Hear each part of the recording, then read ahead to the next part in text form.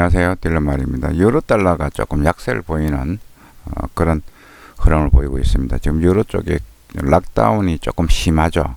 그렇기 때문에 경제 성장이 드럽게 진행될 것이라는 전망으로 유로달러 약세를 보이고 있는데, 유로달러 1.2달러 무너지면 아마 원달러도 1120원대로 갈 가능성이 높아집니다. 자, 뉴욕시장 보겠습니다. 뉴욕시장에서 달러지수 올랐습니다. 원달러는 한 1115원에 거래됐고, 전일 종가가 한 1117원 대비 조금 빠졌습니다. 미국 증시 또다시 올랐습니다.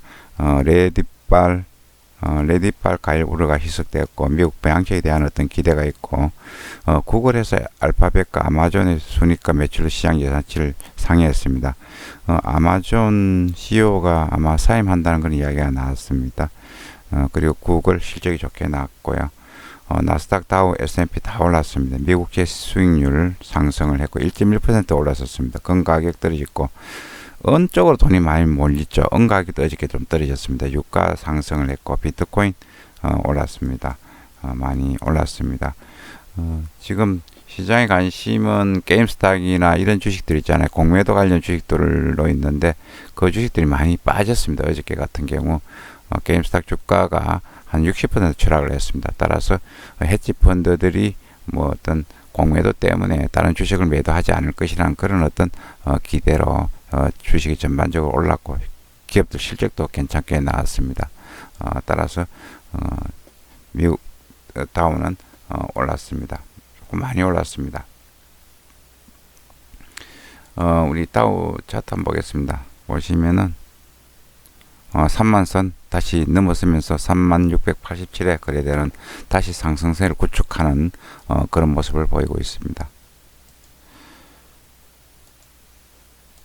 자, 뉴욕 야시장의 달러는 올랐습니다. 유로 달러가 빠졌고 1.19% 빠졌습니다. 유로 달러 같은 경우에는 지금 그동안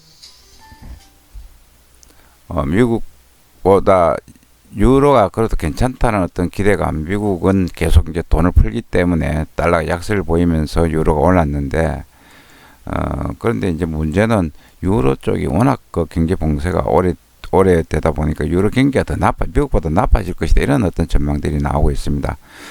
작년 4분기 유럽 경제 성장률이 안 좋게 나왔습니다. 그런데 시장 예상치는 부합했거든요.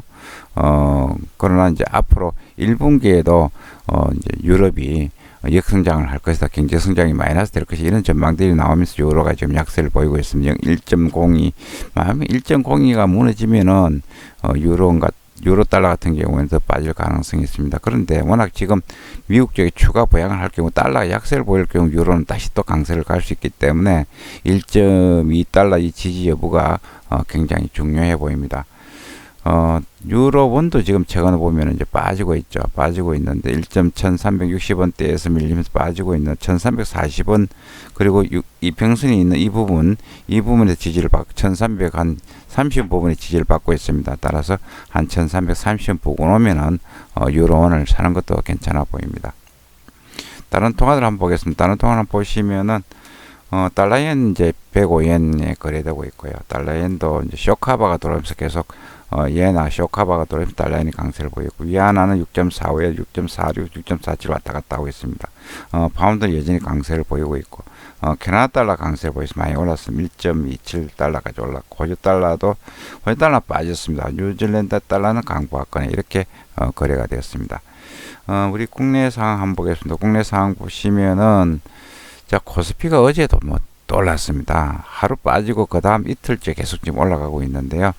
기관과 외국인들이 많이 사면서 올랐습니다. 개인들은 이제 팔고요. 보면은 게임스톡 투기적인 매매에 따른 변동성 우려가 완화됐고, 미국 경기 부양책 기대 외국인 주도로 이제 코스피가 이틀째 상승을 하고 있습니다. 외국인 2천억 순매수를 하고 있고요. 외국인이 계속 사고 있습니다. 따라서 이제 환율도 조금 밀리는 그런 모습을 보이고 있습니다. 차트 보시면 우리 코스피 같은 경우 다시 또 조짐이 짧은 조정 같아요. 요 앞전에 한번 3천 무너지면서 짧게 조정을 보이고 다시 반등하는, 짧게 일단 조정을 받았다, 이렇게 볼 수가 있습니다. 다시 또 코스피가 올라갈 가능성이 있다, 이렇게 이제 보이고요. 저 같은 경우에도 지금 조정을 대비하면서 어떤 팔았던 부분들 이때 팔았습니다. 5% 손절 룰에 걸려가지고 팔았는데 다시 또 대사는 그런 어저께 거래를 반복을 했습니다. 우리 원달러 보겠습니다. 원달러는 1117원에 이제 그걸 했는데요. 생각보다가 그렇게 변동성이 그렇게 많이 크지는 않았어요. 최근에 변동성이 좀 컸었는데 원달러 같은 경우는 그렇게 변동이 크지 않았습니다. 1120원 딱 붙어 가지고 있습니다. 1117원에 끝났고 여기서 한 1115원에 끝났습니다. 따라서 오늘 1110원대에서 1120원 사이에 왔다 갔다 할 것으로 보이는데 오늘은 제가 볼 때 또 우리 국내 증시가 올라가고 한다면은 원달러가 1110원 초반대까지 밀릴 가능성이 있어 보입니다. 따라서 그런 부분들을 감안해서 거래하시는 게 좋을 것으로 보입니다. 지금 금통이 금리 동결 했지만은 자산 가격 움직임 강도 높아 이런 어떤 이야기들이 나오고 있는데요. 지금 금통위는 금리 동결을 했습니다. 그런데 이제 우리 주식이나 부동산 가격이 올라가고 있다. 따라서 금통위원들이 지금 우려를 하고 있다. 이런 부분들이 이제 우리 코스피나 이런 시장에 영향을 줄 것으로 보입니다. 다수 의원들은 실물 경제와 괴리되어 있다. 실물 경제와 괴리되어 지금 실물 경기 굉장히 힘들잖아요. 여러 가지로 급등세를 그런데 불구하고 주식 부동산 가격은 급등세를 보이고 있다. 따라서 걱정이 된다는 이야기입니다. 따라서 이런 부분들을 한번 살펴볼 필요가 있고요. 그 다음에 한번 뉴스를 보시면은